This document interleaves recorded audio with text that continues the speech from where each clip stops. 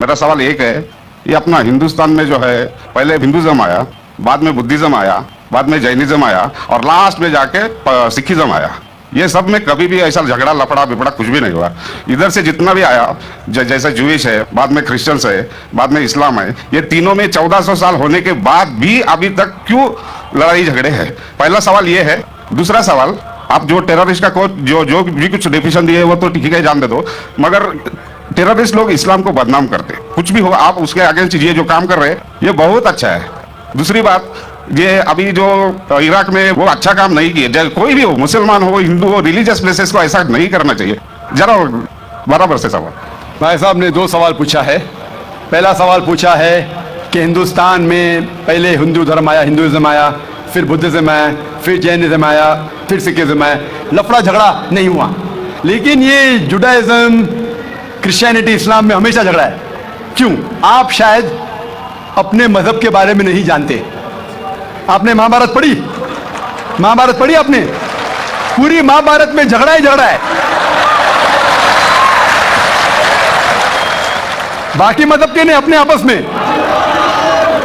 अगर आप पढ़ते महाभारत, जो एक स्मृति है जो मैं पढ़ चुका हूं, उसके अंदर कजिन्स, रिश्तेदारों के बीच पांडव 5 और कौरव 100 झगड़ा होता है। महाभारत में झगड़े के बारे में जितने वर्सेस है, कुरान मजीद से कई गुना ज्यादा। अगर गिनेंगे हम, कुरान मजीद गिनेंगे कितने वर्सेस है, महाभारत में कई ज्यादा है। और जब आप भगवत गीता पढ़ते हैं, भगवत गीता महाभारत का एक हिस्सा है। 18 चैप्टर्स है। भीष्म पर्व के चैप्टर नंबर 25 to 42 को कहते हैं भगवत गीता। और भगवत गीता सबसे ज्यादा पढ़ी जाने वाली किताब है हिंदू मजहब में। और यहां ये भगवत गीता श्री कृष्ण राय दे रहे, सलाह दे रहे, सजेशन दे रहे, एडवाइस दे रहे अर्जुन को।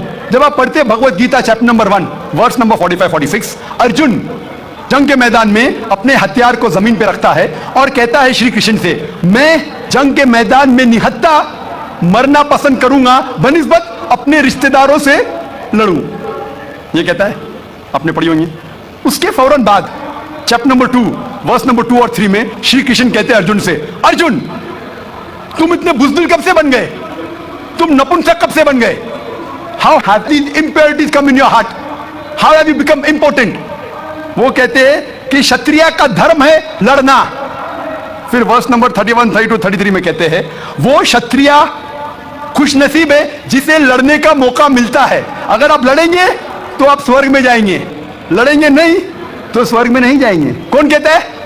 श्री कृष्ण एडवाइस देते हैं अर्जुन को।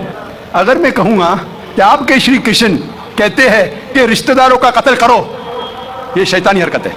अगर मैं कहूंगा कि आपके हिंदू मजहब की किताब में सिखाया जाता है कि रिश्तेदारों का कत्ल करो, यह शैतानी हरकत है, वो हिंदू मुझसे कहता है लेकिन ये जंग है हक और बातिल के दरमियान। मैं बोला कुरान मजीद में भी वही लिखा है, हक और बातिल के दरमियान।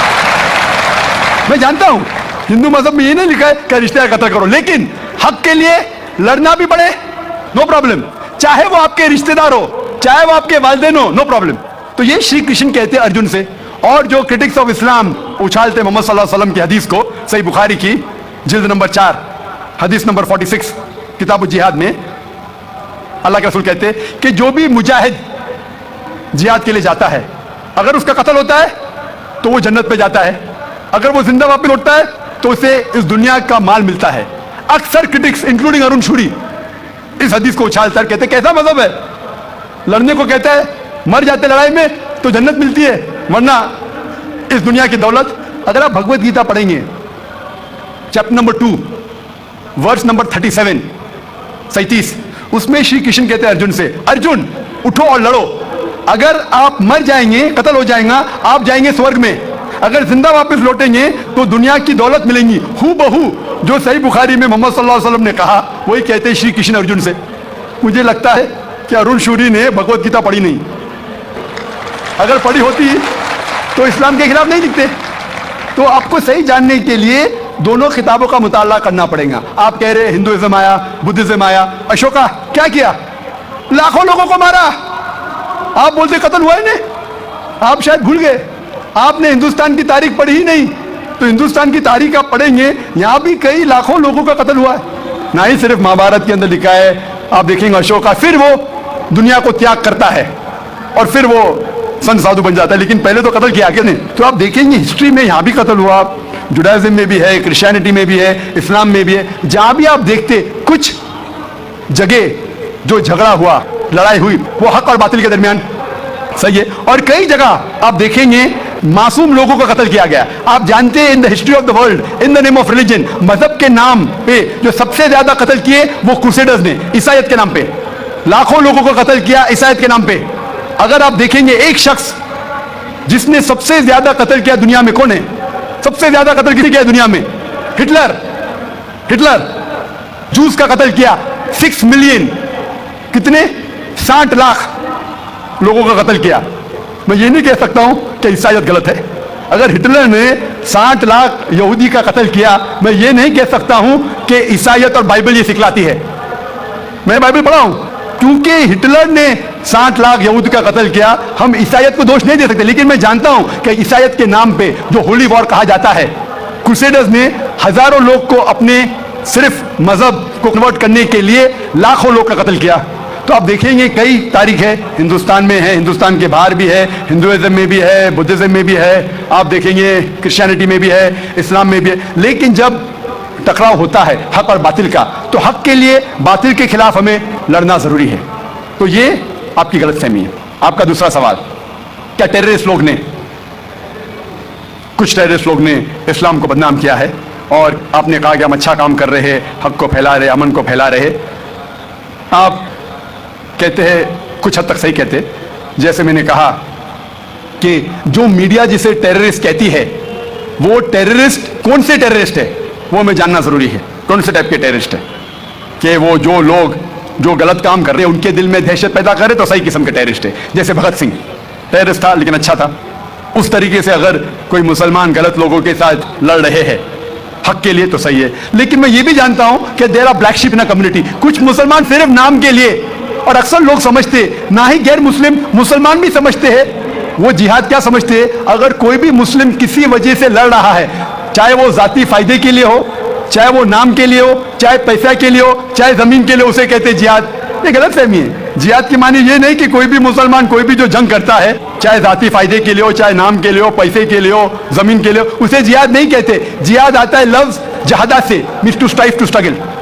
जिहाद इस्लामिक टर्मिनोलॉजी में to fight against one's own evil inclination, हमारी खुद की गलत नफ्स से झगड़ना, जिहाद करना, उसे कहते हैं जिहाद। माशरे को सुधारना को कहा गया जिहाद।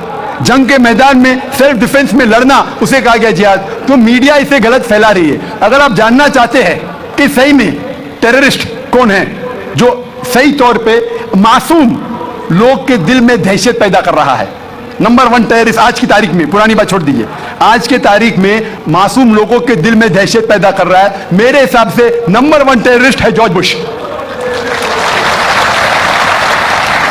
आप जानते हैं कि सबसे ताकतवर मुल्क यूएसए, सबसे कमजोर मुल्क अफगानिस्तान पे बम फेंक रहा है। ये क्या मर्दानगी है क्या? इसे मर्दानगी कहते, बम फेंक रहा है ऊपर से। और हम देखते हैं किसके लिए इल्जाम लगाते, बिन लादेन पे। मैं बिन लादेन का दोस्त नहीं हूं, मैं ये नहीं कहता हूं बिन लादेन अच्छा है कि बुरा है। ओसामा बिन लादेन को मैं मिला नहीं हूं, मैं जानता भी नहीं हूं, तो ये मैं नहीं कहता हूं कि ओसामा बिन लादेन टेररिस्ट है क्या नहीं। लेकिन अगर मान भी लो, जितने प्रूफ है सब गलत है। अफगानिस्तान बोलती है यूएसए से, आप हमको प्रूफ दो, वो प्रूफ देते मुशर्रफ को, टोनी ब्लेयर को। प्रूफ मांग रहे अफगान लोग, दे रहे मुशर्रफ को, टोनी ब्लेयर को। ये किधर का इंसाफ है? क्योंकि उनके पास प्रूफ है ही नहीं। अगर मान भी लो बहस के तौर पे, फॉर सेक ऑफ आर्ग्यूमेंट, अगर एक शख्स ने ऐसा गलत काम किया, अब एक शख्स के लिए क्या सारे देश के ऊपर बम डाल सकते? 1000 लोग का कत्ल कर रहे, क्या हक है उनको? फिर जाते इराक के पास 1000 लोग को मारते। मैं ये नहीं कहता सद्दाम हुसैन अच्छा इंसान है, मैं ये नहीं कहता हूं, मैं जानता हूं काफी गलतियां की, लेकिन जो इराकी लोग सद्दाम हुसैन के टाइम पे जो उनको तकलीफ हो रही थी, अभी उससे कई ज्यादा हो रही है, कई ज्यादा। कौन कर रहा है? George Bush. ये तो मैंने 5 साल पहले कहा था ऑस्ट्रेलिया में, जब मुझे अमेरिकन कॉन्सुलेट ने पूछा था सवाल कि do you consider Osama bin Laden terrorist, तो मैंने उस वक्त कहा था, चंद महीने बाद, 2-3 महीने बाद, 11 सितंबर के बाद, I consider number 1 terrorist to be George Bush, और हेडलाइंस में आया था। आज तो कई लोग कहते हैं कि जॉर्ज बुश टेररिस्ट नंबर 1 है। अमेरिका में भी जब एक सर्वे हुआ था, एक प्राइवेट ऑर्गेनाइजेशन ने सर्वे की थी यूएसए में, जानने के लिए 3 नाम दिए उनने, कौन सबसे बड़ा टेररिस्ट है, Osama bin Laden, Saddam Hussein या जॉर्ज बुश। नंबर 1 हमेशा जॉर्ज बुश है। गैर मुस्लिम भी कहते हैं सबसे नंबर 1 टेररिस्ट है जॉर्ज बुश। सबसे लोएस्ट परसेंटेज उसको मिला 73%, और कुछ लोग ने 78% लोग ने कहा कि टेररिस्ट नंबर 1 है जॉर्ज बुश। अभी उन्हें पता लग रहा है 5 साल बाद, 6 साल बाद, मैं तो पहले कहा था। तो आप मुझसे पूछेंगे कि ये मीडिया ऐसे लोग को लेके उछाल रही है और मीडिया बदनाम कर रही, जो हालात हो रही है, कोई भी मजहबी, चाहे टेंपल हो, चाहे चर्च हो, चाहे मस्जिद हो, कुरान में लिखा है उसको डिस्ट्रॉय नहीं करना चाहिए। कोई भी, कुरान की आयत है, do not destroy temples, churches, places of worship, गलत है, तो कुरान में भी लिखा है। तो कोई भी शख्स ये करता है, टेंपल या मस्जिद या मोनेस्ट्रीज या सिनेगॉग्स को तोड़ता है, तो ये इंसानियत के खिलाफ है और कुरान मजीद के खिलाफ भी है। Hope that answers the question.